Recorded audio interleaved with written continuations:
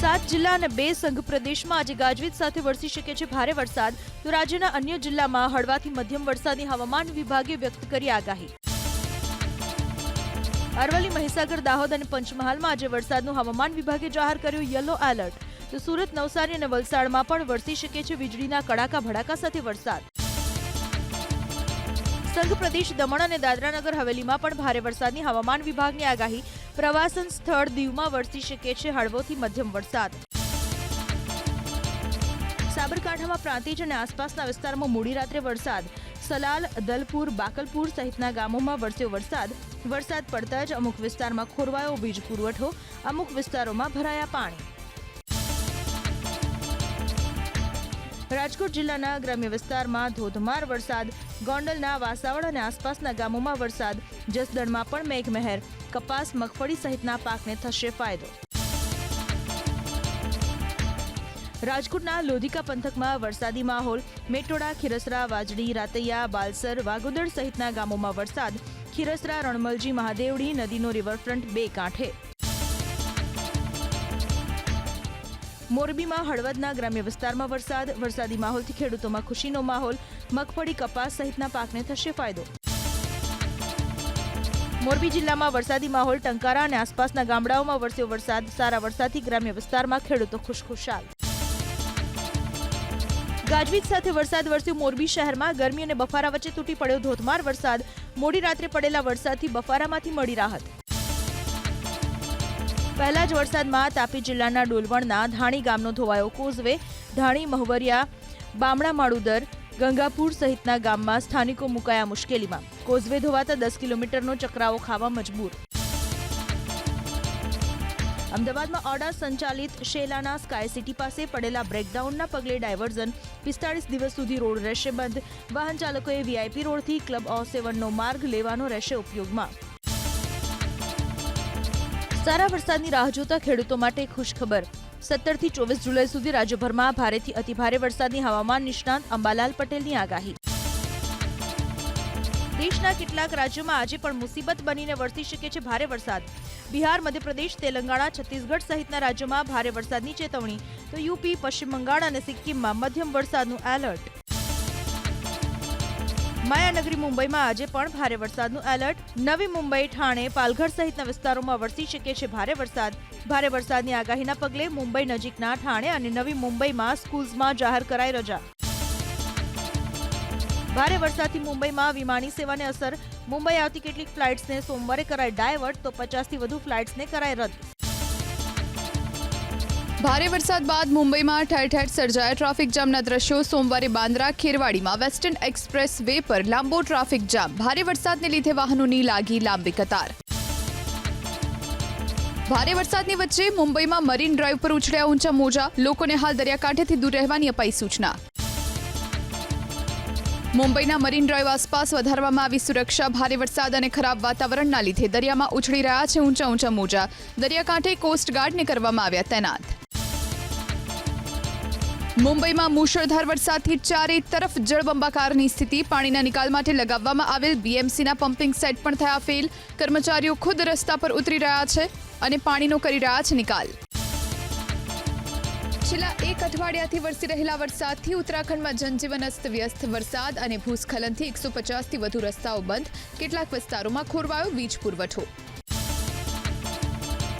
ઉત્તરાખંડના કમાઉમાં આફત બનીને વરસી રહ્યો છે વરસાદ. ઉધમસિંહ નગર જિલ્લામાં સ્કૂલ અને આંગણવાડી કેન્દ્રોને બંધ કરવાનો નિર્ણય. કેટલાક વિસ્તારોમાં લોકોને સાવચેત રહેવાની અપાઈ સૂચના. ઉત્તરાખંડના મુખ્યમંત્રી પુષ્કરસિંહ ધામીના ગૃહ વિસ્તાર ખટીમામાં પૂર. મુશળધાર વરસાદના કારણે રસ્તાઓ પર જળબંબાકાર. પાણી ભરાવવાના કારણે વાહન બંધ થતા લોકો મુકાયા મુશ્કેલીમાં. કેટલાક વિસ્તારોમાં મકાનો થયા જળમગ્ન. ઉત્તરાખંડના હલ્દવાનીમાં વરસાદ બન્યો આફત. લાલ કુવામાં પાણીના ધસમસતા પ્રવાહના કારણે નાળામાં ફસાઈ કાર. સ્થાનિકોએ ભારે જહેમત બાદ કારને નાળામાંથી કાઢી બહાર. ઉત્તરાખંડના પહાડી વિસ્તારોમાં વરસાદથી હલ્દવાનીમાં ગૌલા નદીનું વધ્યું જળસ્તર. ગૌલા બેરેજમાંથી સોમવારે 29,000 ક્યુસેક પાણી છોડાયું. નદી કાંઠાના વિસ્તારોને કરાયા એલર્ટ.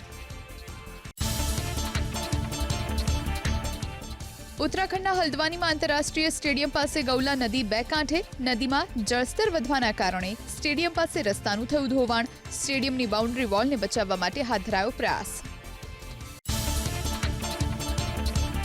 અસમના કાઝીરંગા રાષ્ટ્રીય ઉદ્યાનમાં વરસાદથી મુશ્કેલી. ભારે વરસાદથી જાનવરોને મુશ્કેલી. 6 ગેંડા સહિત 100 હરણના મોત. પરિસ્થિતિની સમીક્ષા કરવા માટે પહોંચ્યા અધિકારીઓ. પૂરમાં ડૂબેલા કાઝીરંગા નેશનલ પાર્કમાં વન્યજીવોની વધી મુશ્કેલી. પૂરના પાણીમાં તરતા જોવા મળ્યા વન્યજીવો. વન્યજીવોના રેસ્ક્યુ માટે અધિકારીઓ લઈ રહ્યા છે થર્મલ ડ્રોન કેમેરાની મદદ. વન્યજીવોને સુરક્ષિત સ્થળો પર કરવામાં આવી રહ્યા છે શિફ્ટ. ચંપાવતમાં આફત બનીને વરસી રહેલા વરસાદથી પૂરની સ્થિતિ. દેવપુરા ગામમાંથી એનડીઆરએફની ટીમે 400 લોકોનું કર્યું રેસ્ક્યુ. પૂર પ્રભાવિત વિસ્તારોમાંથી લોકોને મોકલવામાં આવી રહ્યા છે રાહત શિબિરમાં. બિહારના સુપોલમાં કોસી નદીનું જળસ્તર વધતા કાંઠા વિસ્તારોમાં જળબંબાકારની સ્થિતિ.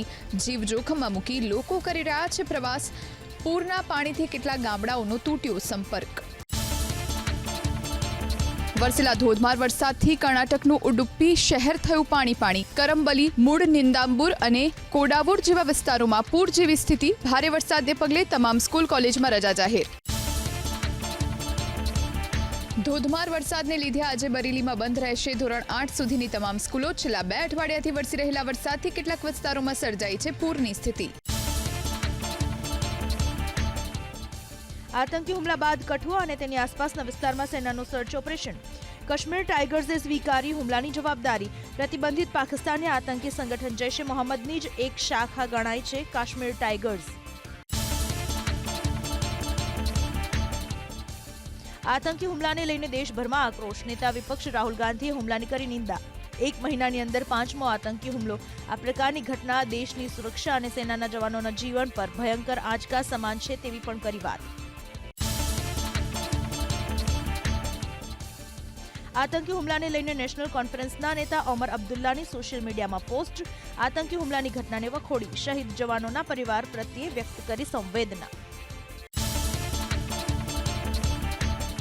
ભારતીય સેનાને મળી મોટી સફળતા. જમ્મુ કાશ્મીરના અનંતનાગમાંથી મોટા પ્રમાણમાં હથિયાર કરાયા જપ્ત. સર્ચ ઓપરેશન સમયે મળી આવ્યા હથિયાર અને વિસ્ફોટક પદાર્થ. 6 જુલાઈએ અનંતનાગમાં સેના અને આતંકીઓ વચ્ચે થઈ હતી અથડામણ. જમ્મુ કાશ્મીર ઘાટીમાં આતંકી હુમલા બાદ અમરનાથ યાત્રીઓની સુરક્ષા માટે તૈયાર કરાયો એક્શન પ્લાન. આતંકીઓ વિરુદ્ધ ઝીરો ટોલરન્સ નીતિ પર કામ કરવાના કેન્દ્ર સરકારના નિર્દેશ. અમરનાથ યાત્રાના રૂટ પર ચાંપતો સુરક્ષા બંદોબસ્ત. ઉત્તરાખંડ જ્યોતિષ મઠના શંકરાચાર્ય અવિમુક્તેશ્વરાનંદ સરસ્વતી આવ્યા રાહુલ ગાંધીના સમર્થનમાં. બોલ્યા, રાહુલ ગાંધીના નિવેદનનો એક જ ટુકડો વાયરલ કરવો એ અપરાધ છે. જે વાત કરી જ નથી એના ઉપર તેમને દોષિત માનવા અયોગ્ય. અમદાવાદમાં કોંગ્રેસ કાર્યાલય પર બબાલના કેસમાં આરોપી કોંગ્રેસી કાર્યકરોની સેશન્સ કોર્ટમાં અરજી. આરોપીઓની રજૂઆત. ભાજપના કાર્યકરોએ હુમલો કર્યો છતાં કોંગ્રેસના લોકોની કરાઈ ગેરકાયદે ધરપકડ. તો સમગ્ર ઘટનાના સીસીટીવી ફૂટેજ, મોબાઈલ વિડીયો અને ફોટોગ્રાફ્સ પણ ઉપલબ્ધ હોવાનો દાવો. અરજી પર કાલે સુનાવણીની શક્યતા. દલિત સમાજનું સંમેલન યોજાયું જૂનાગઢના મોટી મોડપરી ગામે. બાબા સાહેબના પ્રપૌત્ર રહ્યા હાજર. બાબા સાહેબની પ્રતિમાનું કરાયું અનાવરણ. મોટી સંખ્યામાં દલિત સમાજના અગ્રણીઓ રહ્યા હાજર. પોલીસે આરોપીની ધરપકડ ન કરતા મીઠાખડી 6 રસ્તા પર પોલીસ સ્ટેશનની બહાર મૃતકના પરિવારજનોએ મચાવ્યો હંગામો. રિવરફ્રન્ટ પિકનિક રોડ સાઇડ પર માત્ર એક સીસીટીવી કેમેરા ચાલુ હતો. બાકીના બધા સીસીટીવી કેમેરા બંધ હોવાનો મૃતકના પરિવારજનોનો આરોપ.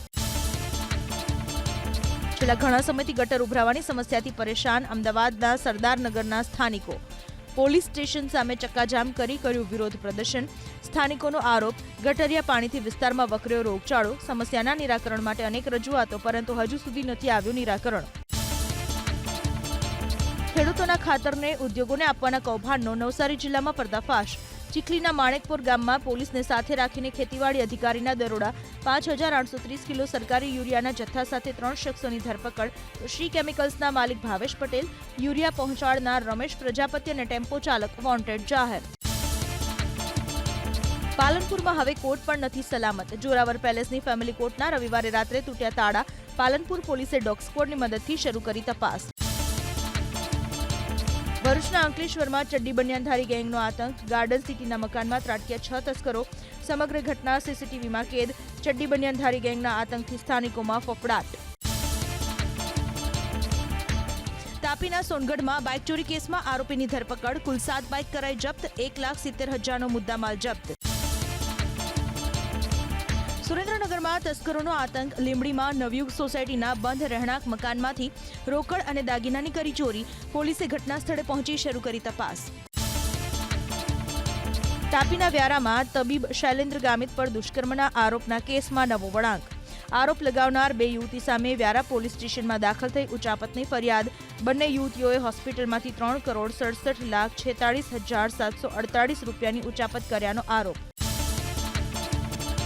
અમરેલી જિલ્લામાં સામે આવ્યો રખડતા ઢોરનો આતંક. શહેરના મુખ્ય માર્ગો ઉપર જમાવ્યો અડિંગો. ઢોર રસ્તાની વચ્ચોવચ્ચ બેસતા સ્થાનિકોની સાથે વાહન ચાલકો પરેશાન. તો પાલિકાની કામગીરી સામે નાગરિકોમાં આક્રોશ.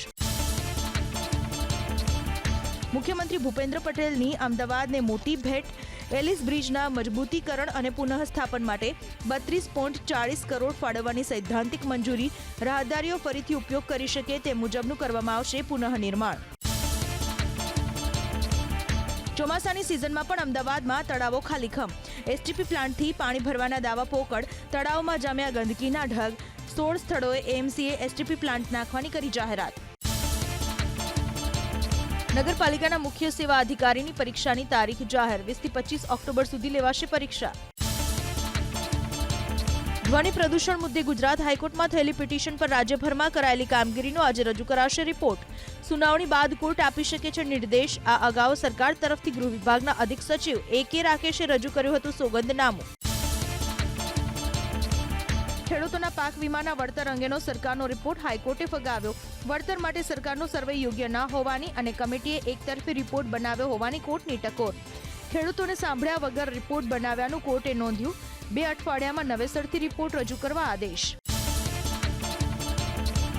નીટ યુજી પરીક્ષાનું પેપર લીક થયાનો સુપ્રીમ કોર્ટે સ્વીકાર્યો. પેપર વ્યાપક પ્રમાણમાં લીક થયું હશે તો તેના આધારે ફરી પરીક્ષા યોજવાનો લેવામાં આવશે નિર્ણય. પેપર લીકનો ફાયદો ઉઠાવનારાને ઓળખી શકાય તો તમામે ફરી પરીક્ષા ન આપવી પડે તેવી CJIએ કરી ટિપ્પણી. સમગ્ર દેશમાં એનટીએના તમામ સર્વરની કરવામાં આવશે તપાસ. ડાર્ક વેબ પર લીકના આરોપો પછી લેવાયો નિર્ણય. ભારતના ગૃહ મંત્રાલયનું Indian cyber crime coordinator centre કરશે તપાસ. GSEC લિમિટેડના ચેરમેન રાકેશ શાહની શ્રીલંકા માટે માનદ કોન્સુલ તરીકે કરાઈ નિમણૂક. ગુજરાત રાજ્યને આવરી લેતા કોન્સ્યુલર અધિકાર ક્ષેત્ર માટે કરશે કામ. હાઈ કમિશનર ક્ષેનુકા સેનેવિરત્ન પાસેથી નિમણૂકનું કમિશન કર્યું પ્રાપ્ત. પ્રાકૃતિક કૃષિ પદ્ધતિનો વ્યાપ વધારવા ચાલી રહેલા મહાઅભિયાનને વધુ વેગવાન અને અસરકારક બનાવવા રાજ્યકક્ષાની સમીક્ષા બેઠક. રાજ્યપાલ અને મુખ્યમંત્રીએ વરિષ્ઠ અધિકારીઓ અને ખેડૂત આગેવાનોને આપ્યું માર્ગદર્શન. મોડલ ફાર્મ તૈયાર કરવાનું આયોજન. અમદાવાદના ધંધુકા તાલુકામાં આજથી 5 દિવસ સ્વ-સહાય જૂથોની કૃષિ સખીઓ માટે પ્રાકૃતિક ખેતીની તાલીમનું આયોજન. પ્રથમ દિવસે જોડાઈ 50 જેટલી મહિલાઓ. રિન્યુએબલ એનર્જી પોલિસીને વધુ વેગ આપવા ઉર્જા મંત્રી કનુભાઈ દેસાઈના હસ્તે GUVNL અને સંલગ્ન કંપનીઓના લોગો તેમજ અક્ષય ઉર્જા સેતુ પોર્ટલનું અનાવરણ. રોકાણકારો અને હિતધારકોને રિન્યુએબલ એનર્જી પ્રોજેક્ટના ઝડપી અને વધુ કાર્યક્ષમ ઉપયોગની મળશે સુવિધા. તાપી જિલ્લાના CRPFના જવાન મુકેશ ગામિતનું શૌર્યચક્રથી કરાયું સન્માન. રાષ્ટ્રપતિએ એનાયત કર્યો શૌર્યચક્ર. કાશ્મીરમાં ખતરનાક આતંકીને કર્યો હતો ઠાર. અસાધારણ વીરતા માટે કરાયું સન્માન. પ્રધાનમંત્રી મોદી રશિયાની મુલાકાતે. વ્લાદિમીર પુતિને તેમના અંગત ફાર્મ હાઉસની મુલાકાત કરાવી પ્રધાનમંત્રી પુતિને પોતે ચલાવી ગોલ્ફ કાર્ટ. પ્રધાનમંત્રી મોદી બેઠા તેમની સાથે. તબીલાની પણ લીધી મુલાકાત. નિહાળ્યા વિવિધ પ્રજાતિના અશ્વ. પ્રધાનમંત્રી મોદીનું પ્રાઇવેટ ડિનરનું આયોજન. બંને નેતાઓ વચ્ચે અનૌપચારિક વાતચીત. પુતિને કહ્યું, તમારું હાર્દિક સ્વાગત. તમને જોઈને આનંદ થયો. પ્રધાનમંત્રી મોદીની રશિયા યાત્રાનો આજે બીજો દિવસ. 22મા ભારત રશિયા વાર્ષિક શિખર સંમેલનમાં ભાગ લેશે પ્રધાનમંત્રી મોદી. વેપાર, વાણિજ્ય, ઉર્જા અને સુરક્ષા સહિત દ્વિપક્ષીય સંબંધોને મજબૂત કરવાના મુદ્દે કરાશે ચર્ચા. આજે સવારે 11:30 વાગ્યે મોસ્કોમાં ભારતીય સમુદાયને સંબોધિત કરશે પ્રધાનમંત્રી મોદી. ત્યારબાદ બપોરે 1 વાગ્યે અજ્ઞાત સૈનિકોની કબર પર અર્પણ કરશે પુષ્પાંજલિ. પ્રદર્શની સ્થળ રોસાટોમની પણ લેશે મુલાકાત. બપોરે 1:30 થી 2 વચ્ચે રાષ્ટ્રપતિ પુતિન સાથે એટોમ સેન્ટરની મુલાકાતે પ્રધાનમંત્રી મોદી. બપોરે 2:30 વાગ્યે ક્રેમલિનમાં યોજાનારા એવોર્ડ કાર્યક્રમમાં આપશે હાજરી. ત્યારબાદ શિખર સંમેલનમાં લેશે ભાગ. વર્ષ 2019 બાદ પ્રધાનમંત્રી મોદીની પ્રથમ રશિયા યાત્રા. રશિયા અને યુક્રેન વચ્ચેના યુદ્ધ બાદ પહેલી વખત પ્રધાનમંત્રી પહોંચ્યા રશિયા. આજે રશિયાની યાત્રા પૂર્ણ કરી તેઓ ઓસ્ટ્રિયા માટે થશે રવાના. આજે રાત્રે 11:15 વાગ્યે ઓસ્ટ્રિયાની રાજધાની વિયેના ખાતે પહોંચશે પ્રધાનમંત્રી મોદી. એરપોર્ટ પરથી સીધા જશે હોટેલ પર. ઓસ્ટ્રિયામાં રાષ્ટ્રપતિ એલેક્ઝાન્ડર વેન ડેર બેલેન અને ચાન્સેલર કાર્લ નેહમર સાથે કરશે મુલાકાત. 75 વર્ષ પૂર્ણ થઈ રહ્યા છે ભારત અને ઓસ્ટ્રિયા વચ્ચેના રાજકીય સંબંધોને. 40 વર્ષ બાદ કોઈ ભારતીય પ્રધાનમંત્રી ઓસ્ટ્રિયાની મુલાકાતે. વર્ષ 1983માં ઇન્દિરા ગાંધીએ લીધી હતી ઓસ્ટ્રિયાની મુલાકાત. કાલે ઓસ્ટ્રિયાની રાજધાની વિયેનામાં ઉચ્ચ સ્તરીય રાજકીય કાર્યક્રમમાં ભાગ લેશે પીએમ મોદી. મોઝાર્ટ સ્મારક, સંઘીય ચાન્સલરી અને હોફબર્ગ પેલેસની લેશે મુલાકાત. વિયેનામાં સ્થાયી થયેલા ભારતીય સમુદાયને મળશે પ્રધાનમંત્રી મોદી. ભારત અને ઓસ્ટ્રિયાના નેતાઓ સાથે કરશે ચર્ચા. વેપાર અને વાણિજ્યના મુદ્દે વાતચીત. બંને દેશ વચ્ચેના દ્વિપક્ષીય સંબંધોને લઈને પણ કરાશે ચર્ચા.